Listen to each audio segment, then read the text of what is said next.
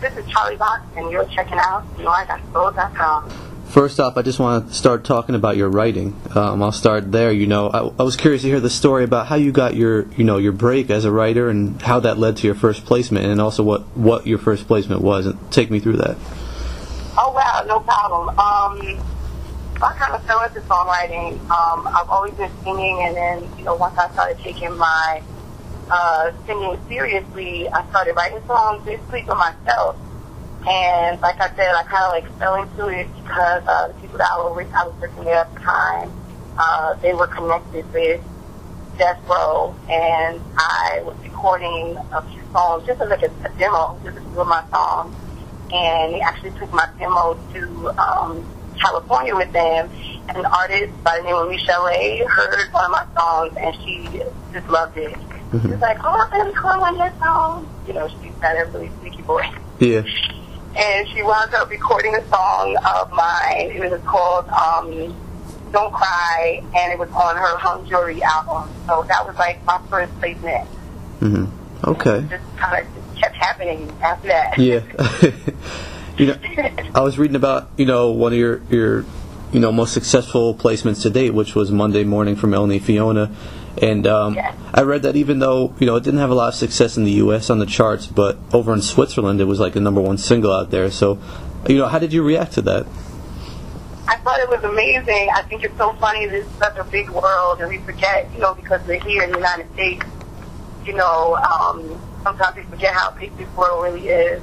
And music, it makes the world, I guess, that much smaller, because then you're like, oh my gosh, my song is big. Like, where? Which one? What? Man, what? Yeah. It's kind of wow, music just kind of transcends boundaries, big lines, wide open seas, crazy. Yeah, definitely does. Now, do you have a favorite memory so far of working with an artist or a song you've written for another artist? What's my favorite memory? I guess my favorite memory would be, it pertains to Monday Morning. I was in a retail store, and I'm just walking around shopping, and all of a sudden I hear playing in the background, and I'm kind of like, oh my God, that's my song, that's my song. I freaked out a little bit. People were kind of looking at me, I was like, I need to calm my mind down. Yeah. Clearly they know I'm not singing this song. Yeah. But That's fun. It was just exciting to know that, my song was being played, and, millions of people were listening to it. Yeah. Crazy. Very cool. Now, we've had the chance to talk to many writers. They all seem to have different styles of, how they put a song together from start to finish. So, what is your writing style? How does, what's your creative process? My creative process is very organic. I try to go into a session with, whatever I'm feeling at the time. I was just having this conversation with someone earlier about releasing and, having your emotions kind of pent up inside you. And I feel like music is my outlet, my release. So, whatever I'm feeling, or maybe I watch a TV show that kind of gave me a feeling, I just take those emotions and it just transcends my music. Mm-hmm. Okay. Now let's talk about you as an artist. I know you're preparing to release your debut album, and I was reading in your bio that you originally opened up for Destiny's Child on their Writings on the Wall tour, many years ago. So I was just thinking back, what's that journey been like? Have you all this time been trying to, come on as an artist? Has it been frustrating at times? Talk about all that. Oh my gosh, it's been amazing. I've always taken myself as first of all, I don't take myself so seriously. So as an artist, I have to try to be well-rounded. It's been such a crazy journey because it hasn't always been about music, and I think that's what helped me with my songwriting as well. That I try to be, well-rounded. So I've lived, I've gone to college, I've done real stuff, and still performed in the interim, which was, always exciting. And just being able to perform and just having an outlet as an artist has just been amazing. It's been frustrating, at times. But I just decided, this is something that I know is for me, this is why I was born, it's my purpose to be an artist. And it's just, I just kept going. When it was frustrating and times got tough, I just never gave up on it, and I'm here now. Exactly. Yep, it definitely, paid off. And now you're preparing to release your debut album, Things I Never Said. So, congratulations on that. And, talk to us about that album. What can we expect on there? Things I've Never Said. Actually, my single comes out today. It's on iTunes and Amazon.com. Ryan said. And basically, this album is just an amalgamation of emotions, things that I really never said, like in other relationships, whether they be, platonic relationships or romantic relationships, just relationships with people in general.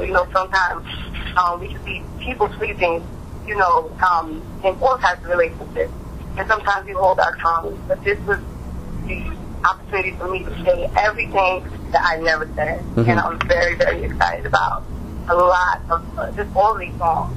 I think some of the stuff that I say are basically things that everybody wants to say, but sometimes they never say them. Yeah. Okay, cool. And you mentioned the single "Lie Instead," which is on iTunes today. I was talking to someone about the song when I first heard it last week and trying to describe the sound of the song. So can I get in your words? How do you describe the sound?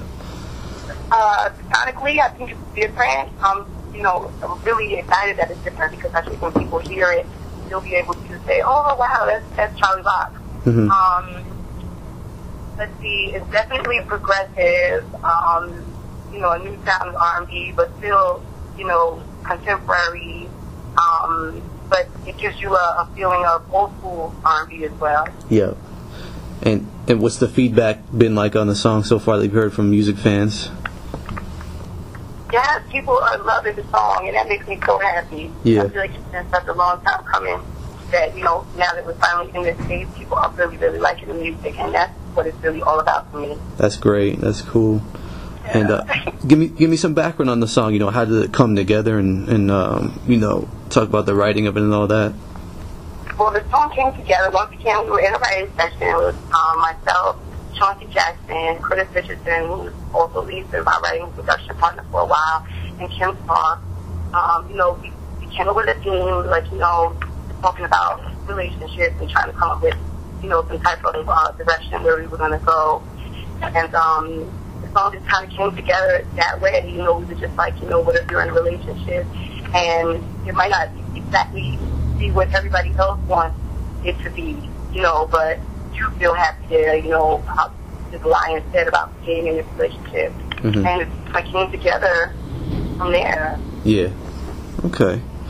And tell me more about the album. Like, who did you work with? Is there any collaborations on there? All that producers and stuff. Well, I didn't work with a lot of main producers. I love the fact that we're working with new producers. Chemistry.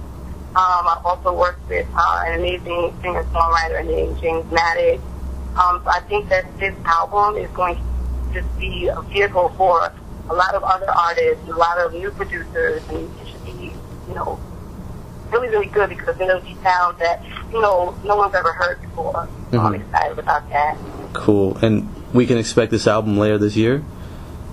You can expect this album in first quarter of next year, around January. Okay, cool. 2012. Nice. That's all the questions I have for you. Is there anything you'd like to add? I think that's it. I feel like we covered everything. My Twitter, I just want to add at Charlie Box Music, Box is BOX, and my Facebook is facebook.com/ Charlie Box Music. And let's see what else I'm missing. I think that's about it.